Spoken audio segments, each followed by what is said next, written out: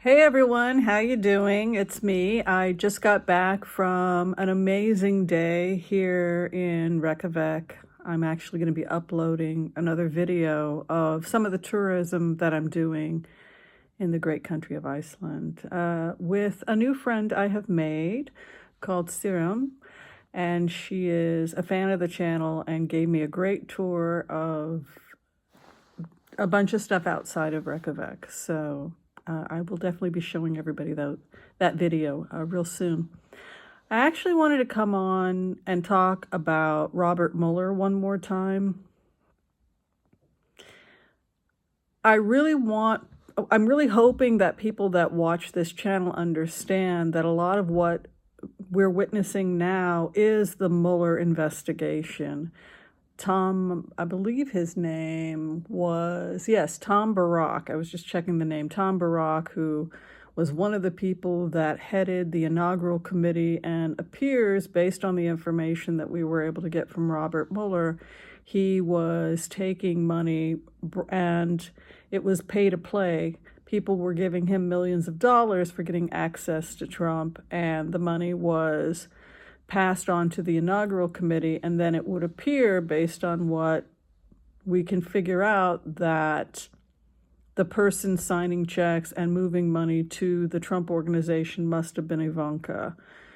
That makes sense because if we go back to the remotes from 2018, 2019, and this is also for those of you who are learning HCRV, learning to be professional remote viewers, even if you have egg on your face, even if you're going to make the biggest fool of yourself, document and tell people exactly what you heard and exactly what you saw in the remote, and don't hold back at all, because the day will come, if you're right, that you've proven something really remarkable about the human brain and about how human beings have the capacity to access information about one another. And it would appear, based on the information that's coming out, that Tom Barrack was one of the people that Mueller interviewed and got information from, and that these people all flipped. So he sealed the indictments, Mueller did, and basically told us sooner or later, this is going to come out, and I know it's going to come out because I have set the stage. I have done my homework. I have created these indictments. This investigation is already completed. Sometimes when you're a professional remote viewer, you will go through periods in your life where you will doubt yourself. And we're all human, and we all have bias, and we all make mistakes. But that's okay, because looking at our mistakes helps us become better remote viewers so that we can do our job better and help more people. If you go back to what Robert Mueller said, he said that he wanted a full signed, sealed confession from Donald Trump in exchange for immunity, because I think Mueller saw the bigger picture, and the bigger picture was following the money, and specifically money that's being taken out of the United States and foreign involvement with bribing and compromising people, some of whom happen to be in political office. That was always the investigation, and it was always a case of following the money and the pay-to-play schemes and money that was being taken out of the United States into other places, like whether it was Geneva or the islands. Sometimes I would see stuff that would really confuse me. I would play backwards. I mean, that's kind of how I would describe being a remote viewer. You put yourself in the shoes of the other person when you do HCRV, and you see through the lens of their eyes. When I see through the eyes of Robert Mueller, I'm watching the money. He knew a lot. Mueller knew a lot. He had to have known a lot, because when you see through the eyes of Mueller, you see all kinds of things, including business transactions, the way that they were moving money, bank transactions that were happening, communication from a tower the Trump Tower, which was communicating with a server in Russia. They had a lot of information. So I think the frustration for a lot of people that watch this channel was the Mueller report came out and then nothing came of it. I didn't really think much was going to come out of the Mueller report because I felt like the real investigation wasn't the Mueller report. The real investigation was following the money all the way to the steps of D.C. I remember when I was doing HCRV, I was using the long form of HCRV, and I put myself in the shoes of Robert Mueller, and I found myself at the steps of the Capitol following the money all the way to D.C., the people who had been compromised. And I remember being shocked and thinking, they're going to have to shut this down, because if they don't shut it down, some very powerful people in D.C. are going to wind up in jail. It's interesting that the public investigation, the public Mueller investigation, did come to an end, and it felt like nothing came of it. And I did kind of shake my head and think, okay, well, it's Whimsy's imagination, you know, Whimsy being whimsical. But now it's all coming out, and now Michael Cohen is talking about those phone calls that he had to make. What's interesting is that he's not naming names.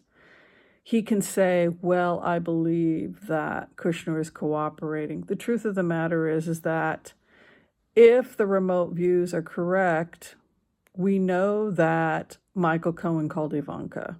He had to call Ivanka because, first off, he was trying to get a lesser sentence for himself. And also, as he had said in Congress, he was helping Mueller in an ongoing criminal investigation. I'm assuming that was this investigation into corruption during the inaugural committee. So I think that now the feds are going to start showing their hand, and we're going to start seeing more information about what happened. It's strange to see it, and I'm curious to see, as a remote viewer, how honest Ivanka is going to be in another 2.5 years when her book comes out. I'm assuming that her and Kushner will come out. I know he's coming out with a book. I see her coming out with a book for a couple of years. I would not be surprised at this point. At first, I thought she was going to be able to avoid a jail sentence or any prison time. Now, because when I do the long HCRV and I put myself in Ivanka Trump's shoes, I feel there's a real possibility I may spend some time in prison, which is a bit surprising. But if she's worked out a deal, she'll do 6 months, a year, just like Cohen did. Maybe she'll do some house arrest because she has children, and then she can sit with her ankle bracelet and write her book.